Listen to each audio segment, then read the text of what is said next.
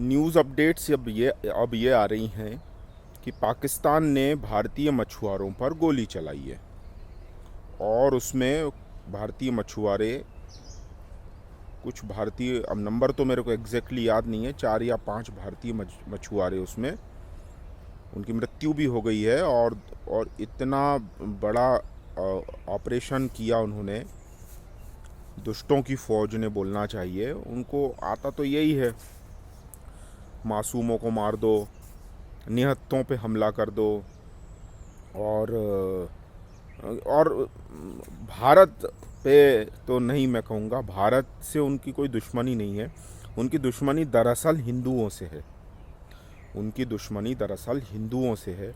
ये हमें जितनी जल्दी समझ जाना चाहिए, या ये हमारे हुक्मरानों को, जो नीति निर्माता बैठे हैं, जो ये अमन की आशा उनसे पाले बैठे हैं, उन्हें जितने जल्दी समझ में आ जाए उतना अच्छा है कि ये जो ये लश्कर ए तैयबा, मोहम्मद की फ़ौज, और क्या क्या तो नाम है ना दिए हैं उनने, 200 हैं ऐसे संगठन जो निरपराधों को पकड़ते हैं, गर्दनें काटते हैं, गले रेतते हैं, उनके खोपड़ियों में गोलियां मारते हैं पीछे से हाथ बंधे हुए।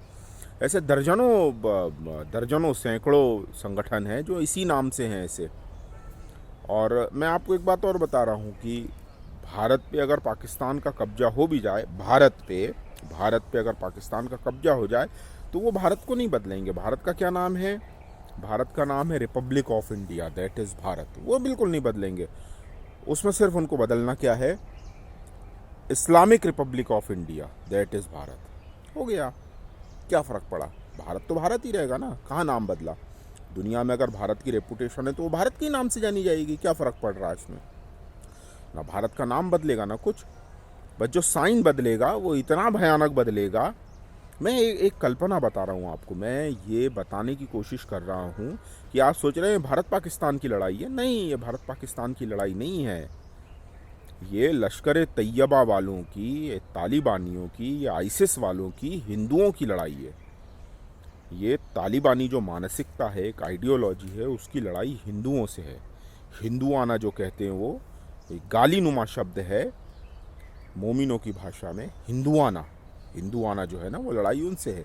आप कितनी भी अमन की आशाएं दौड़ा लें, कितने ही डोजियर, सुषमा स्वराज जी, वो ये हुतात्मा, उनको प्रणाम, वो कितने ही डोजियर, वो मृदु भाषा में, सख्त लहजे में कितने ही डोजियर पहुंचा दे, कोई फ़र्क नहीं पड़ने वाला है। ये दुष्टों की फ़ौज है। जब तक इनके पिछवाड़े नहीं तोड़े जाएंगे, आप इनके कितने, उन्होंने हमारे 5 मारे, हम उनके 500 मछुआरे मार दे, क्या फ़र्क पड़ना है? उनको कोई फ़र्क नहीं पड़ना है, क्योंकि वो मछुआरों के लिए थोड़ी हैं, वो लोगों के लिए थोड़ी हैं, वो सिंधी बलोचियों के लिए थोड़ी हैं। वो पाकिस्तानियों की फ़ौज जो आईएसआई है, वो उनकी फ़ौज है, वो उनके कारनामे, उनकी दुश्मनी है।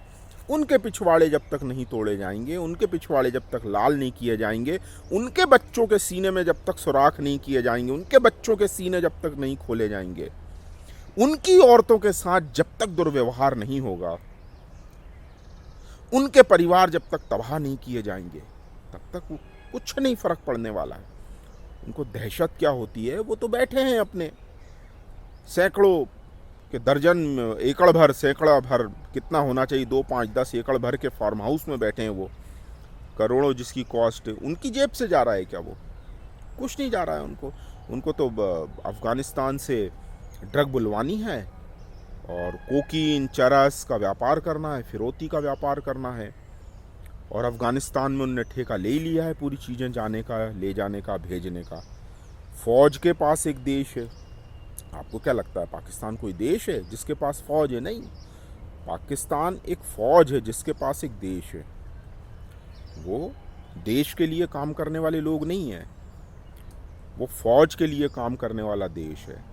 ये जितनी जल्दी समझ में आ जाए, वरना ये हमारी ये नेवी वगैरह जो है ना, ये नारियल फोड़ने के, जल देवता को तर्पण अर्पण करने के, है ना, ये सब इसी काम के लिए रखी है। बड़े बड़े मिसाइल रखो, अग्नि 5 रखो, आईएनएस विक्रांत साहब, मोदी जी जा रहे हैं टोपी पहन के, और बड़े बड़े कमांडरों के बीच में बैठ रहे हैं। वे बैठो, आप नारियल फोड़ो, मिठाई बांटो, लड्डू दो उनको, है ना, बड़े बड़े भाषण दो 56 इंच के, है ना, बहुत बड़े बड़े, बिल्कुल वो डर जाएंगे बिल्कुल। भाई आप अगर मान लीजिए, आप अगर कौन सी बॉर्डर है वो, कौन सा बॉर्डर है वो, गलवान तक आप पहुंच गए, डोकलाम तक पहुंच गए, लद्दाख तक पहुंच गए, और बेहतरीन आपने बिल्कुल एकदम सिंह टाइप की बिल्कुल ड्रेस पहन ली, यूनिफॉर्म, भारत माता की जय, भारत माता की जय। वो डर गए बिल्कुल, उनके तो पिछवाड़े दहल गए, उन्होंने तो बिल्कुल खाना रहना सब छोड़ दिया है, भूखों मर गए वो। उनके घरों में ऐसे बॉम्ब विस्फोट हो गए कि क्या बताएं, हिल गए, उनकी चूल्हे हिल गई हैं बिल्कुल। आपने जैसी भारत माता की जय कहा, क्योंकि हमें तो अपने हथियारों से साज सज्जा करनी है ना, साज सज्जा करनी है हमें, अर्पण तर्पण, 26 जनवरी गणतंत्र दिवस की परेड करनी है, हम लाल किले की प्राचीर तक वो लेके जाएंगे। वो 26 जनवरी कौन सी परेड, दिल्ली में परेड होती है रोड पर वो वाली पूरी, वहाँ तक हम लेके जाएंगे साहब। हमारे हथियार तो इसके लिए रखे हैं, दशहरे पे पूजे जाएंगे साहब, हम कोई कम पड़ते हैं क्या?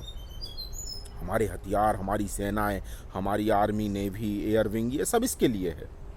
हमें देखिए, हम लोग शांति प्रिय लोग हैं, हमें दहशतगर्दों के पिछवाड़े तोड़ने नहीं हैं, उनके बच्चों के सुराग, बच्चे होते हैं बेचारे, वो तो क्या है, भले ही सपोले हों तो क्या हुआ, उनकी औरतें, अरे महिलाएं हैं भाई, तो क्या हुआ अगर वो तुम्हारी बद्दुआओं की कामना करती हैं, तुम्हारे बच्चों के मर जाने की कामना करती हैं, तुम्हें मारने वालों को रोटियां खिलाती हैं और खुद भी बिक जाती हैं।